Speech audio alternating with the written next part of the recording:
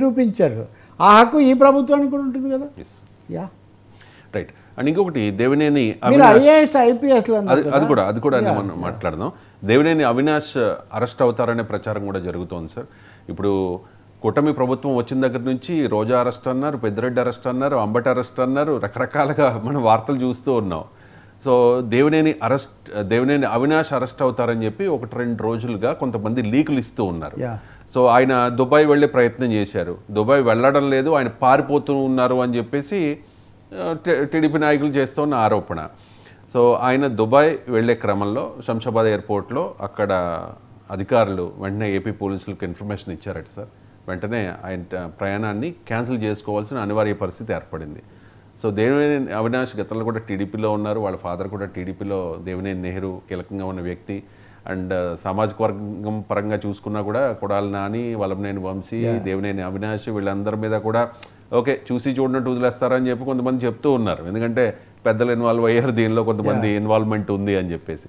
So Devineni Avinash arrest అయ్యే అవకాశం ఉంటుందా? అంటే అవకాశం చాలా ఉంది కదా. ఇప్పుడు ఎందుకంటే ఒక సమస్య ఉంది ఇక్కడ, ఊహాగానాలు కథలు వృధా. ఇప్పుడు వల్లభనేని వంశీ అరెస్ట్ చేయడం చాలా హడావుడి జరిగిన తర్వాత తీరా ఆయన అరెస్ట్ కాలేదన్నారు, ఎక్కడ ఉన్నారో ఏంటో ఇంకా తెలియదు.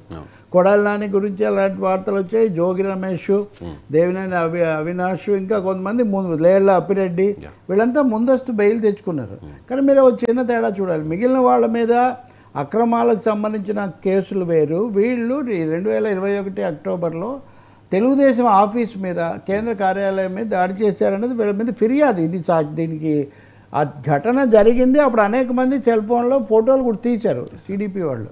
కాబట్టి ఇది ఒక నిర్దిష్టమైన ఘటన. ఎప్పుడైనా రవి ఒక పార్టీ కేంద్ర కార్యాలయం మీద దాడి చేయడం అనేది అప్రజాస్వామికమైన తీవ్రమైన చర్య. తప్పులు ఏదైనా ఉండొచ్చు, మీ ఫిర్యాదులు. కాబట్టి ఆఫీసుల మీద దాడులు చేయడము, లేకపోతే మీడియా కార్యాలయాల మీద దాడి చేయడం ఎప్పుడు ఎవరు చేసినా అది చాలా పెద్ద తప్పు. కాబట్టి ఈ ప్రభుత్వం వచ్చిన తర్వాత వాటిని ఇప్పుడు దాని మీద కేసు పెడుతున్నారు. దానికి ఏమేమి ఆధారాలు ఉన్నాయి మళ్ళీ ఇందాక నేను చెప్పింది వర్తిస్తుంది. కానీ ఆయన అరెస్ట్ చేయటం అంటే ఇక్కడ హైదరాబాద్ శంషాబాద్ విమానాశ్రయంలో ఆయన ఉండడానికి అనుకున్నారు. ఈ పోలీసులు ఏపీ పోలీసులకు చెప్పారు, వాళ్ళు తదుపరి ఏ చర్యలు తీసుకుంటారు అనేది చూడాలి. కానీ అరెస్ట్ చేయడం అంటే అనివార్యం. ఈ లోపల ఆయన తరఫున ఎవరైనా కోర్టుకు వెళ్ళి మళ్ళీ ముందస్తు బెయిల్ ఏమైనా పొందగలిగితే మనం చెప్పలేం. కానీ ఈ లోపల పోలీసులు బహుశా ఈ అవకాశాన్ని పోనివ్వరని నేను అనుకుంటున్నాను. తమ హెడ్ క్వార్టర్ మీద దాడి చేసిన వాళ్ళని అరెస్ట్ చేయకపోతే ఇంకా రెడ్ బుక్ ఏముంది? రెడ్ బుక్ అన్న తర్వాత red book starts at Telugu Desam office కదా. కాబట్టి I think he may be arrested. అది ఆల్రెడీ అరెస్ట్ చేశారేమో, ప్రకటన ఎప్పుడు వస్తుందో మనకు తెలియదు, చూడాలి. ఇంకా అదే జోగి రమేష్ కూడా ఇవాళ మరి కాసేపట్లో విచారణకు హాజరవుతున్నారు. ఈ ఉండవల్లిలోని చంద్రబాబు నాయుడు నివాసం, అది కూడా అటువంటిది. చంద్రబాబు నివాసం దగ్గరికి వెళ్ళటము, అది నిరసన తెలపడానికి వెళ్ళటం, మరి ఇంటి దగ్గరికి వెళ్ళి నిరసన తెలపడం అంటే పోలీసులు అరెస్ట్ చేస్తుంటారు. ఇప్పుడు మంత్రుల ఇళ్ళ దగ్గర కూడా నిరసన తెలుపుతుంటారు. వీళ్ళు అలా కాదు. ఆ రోజైతే నేను ఆ రోజు కూడా స్టూడియోలో ఉన్నాను, ఒక ఉద్రిక్తత వివాదాస్పదంగానే అది నడిచింది. తర్వాత వెనక్కి వచ్చారు. కాబట్టి ఆయన మీద కూడా కేసు తప్పదు. ఆయన కుమారుణ్ణేమో ఇప్పటికే అగ్రిగోల్డ్ భూములకు సంబంధించిన కేసులో ఆయన కుమారుణ్ణి ఇప్పటికే అరెస్ట్ చేశారు. ఇదంతా ఒక పరంపర, ఇంకా ఒక సీక్వెన్స్ ఇలా నడుస్తూ ఉంటుంది. వీళ్ళలో కోర్టులు ఉపశమనం ఇచ్చిన మేరకు కొంత, ఇప్పుడు పిన్నెల్లి గోపాలకృష్ణారెడ్డికి కూడా కోర్టు కొన్ని రోజులు ఉపశమనం ఇచ్చింది, తర్వాత అనివార్యంగా అరెస్ట్ అయ్యారు. ఇప్పుడు బెయిల్ ఏం రాలేదు కదా ఆయనకు. కాబట్టి వీళ్ళ కేసులు ఏమవుతాయో మనం చూడాలి. It is a series, it is a sequence.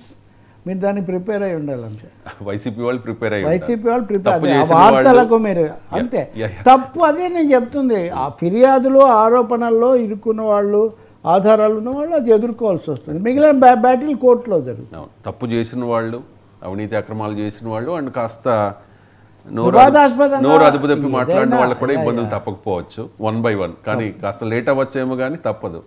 కోర్టులు నిర్ణయించాలి.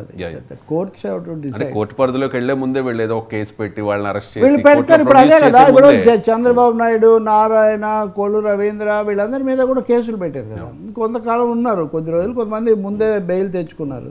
అచ్చెన్నాయుడు కూడా అయ్యారు. ఇప్పుడున్న మంత్రుల్లో ఓ సగం మందో లేకపోతే 33వ వంతో ఇవన్నీ చూసిన వాళ్ళే కదా. సో వైసీపీ వాళ్ళు కూడా దీనికి ప్రిపేర్ అవ్వాల్సిందే. దీన్ని ఐఏఎస్లో ఐపీఎస్లో